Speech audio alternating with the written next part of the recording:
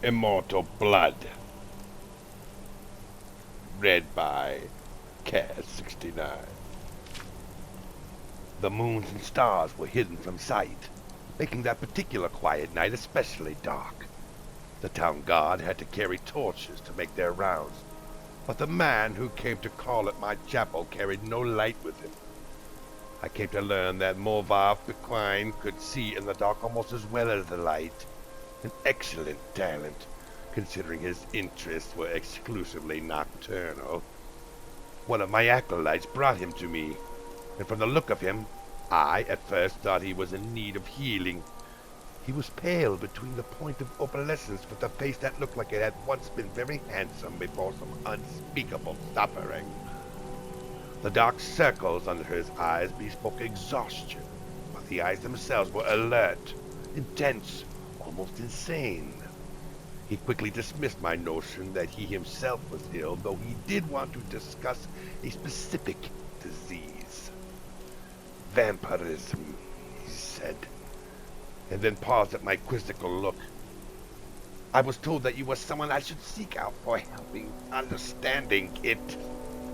Who told you that? I asked with a smile. Tessina Gray. I immediately remembered her. A brave, beautiful knight who had needed my assistance separating fact from fiction on the subject of the vampire. It had been 2 years, and I had never heard whether my advice had proved effective. You've spoken to her? How was her ladyship? I asked. Dead, Morvav replied coldly, and then, responding to my shock, he added to perhaps soften the blow. She said your advice was invaluable, at least for one vampire. When I last talked to her, she was tracking another. It killed her. Then the advice I gave her was not enough, I sighed. What do you think it would be enough for you? I was a teacher once myself years ago, he said. Not in a university. A trainer in the Fighters Guild. But I know that if a student doesn't ask the right questions, the teacher cannot be responsible for his failure. I intend to ask you the right questions. And that he did. For hours he asked questions, and I answered what I could.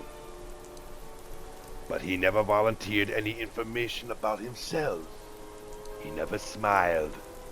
He only studied me with those intense eyes of his, committing every word I said to memory.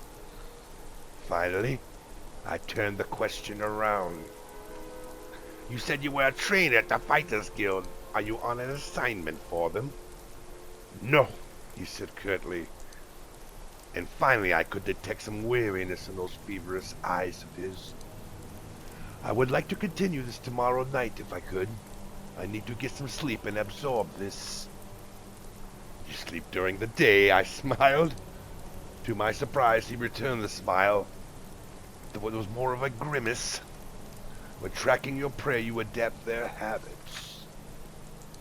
The next day, he did return with more questions, these ones very specific. He wanted to know about the vampires of Eastern Skyrim. I told him about the most powerful tribe, the Vokihar, paranoid and cruel, whose very breath could freeze their victims' blood in the veins. I explained to him how they live beneath the ice of the remote and haunted lakes, never venturing into the world of men except to feed. Morvav Bequine listened carefully and asked more questions into the night until at last he was ready to leave. I will not see you for a few days, he said, but I will return and tell you how helpful your information has been. True to his word, the man returned to my chapel shortly after midnight 4 days later. There was a fresh scar on his cheek, but he was smiling that grim but satisfied smile of his.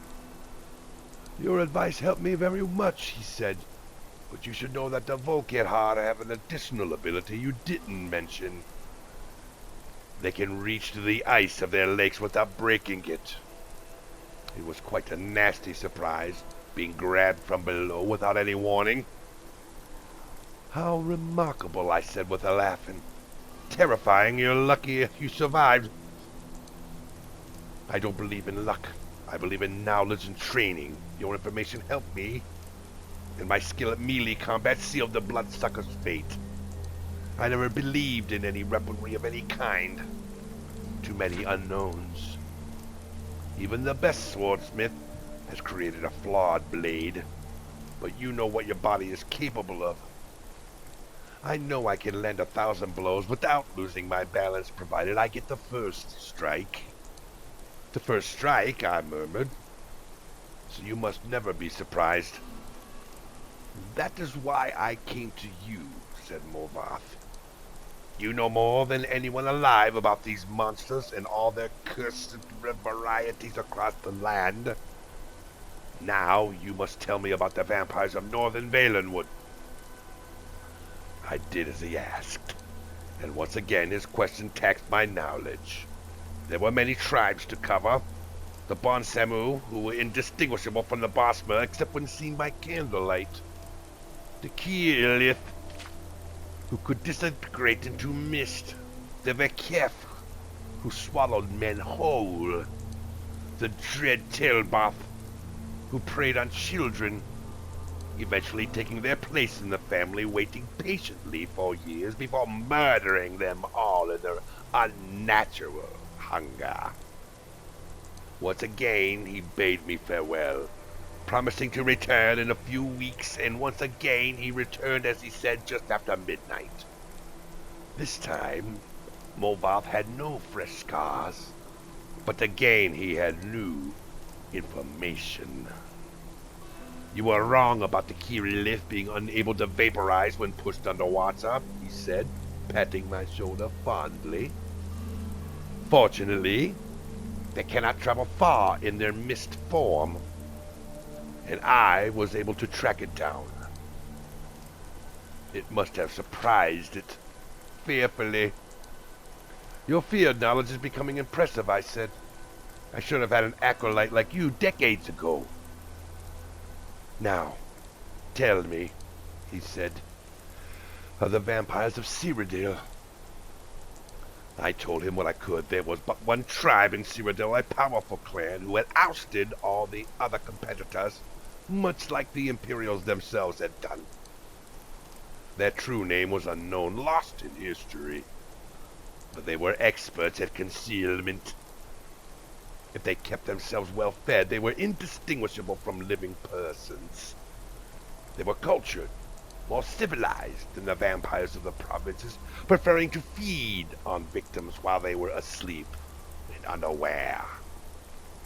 They will be difficult to surprise. Morvath frowned, but I will seek one out and tell you what I learned. And then you will tell me of the vampires of High Rock and Hammerfell, and elsewhere in Black Marsh and Morrowind, and the Somerset Isles, yes? I nodded, knowing then that this was a man on an eternal quest. He wouldn't be satisfied with but the barest hint of how things were. He needed to know it all. He did not return for a month, and on the night that he did, I could see his frustration and despair, though there were no lights burning in my chapel. I failed, he said, as I lit the candle. You were right. I could not find a single one. I brought the light up to my face and smiled. He was surprised, even stunned, the pallor of my flesh, the dark hunger in my ageless eyes, and the teeth. Oh, yes, I think the teeth definitely surprised the man who could not afford to be surprised. I haven't fed in 72 hours, I explained, as I fell upon him. He did not land the first blow, or the last. Immortal blood.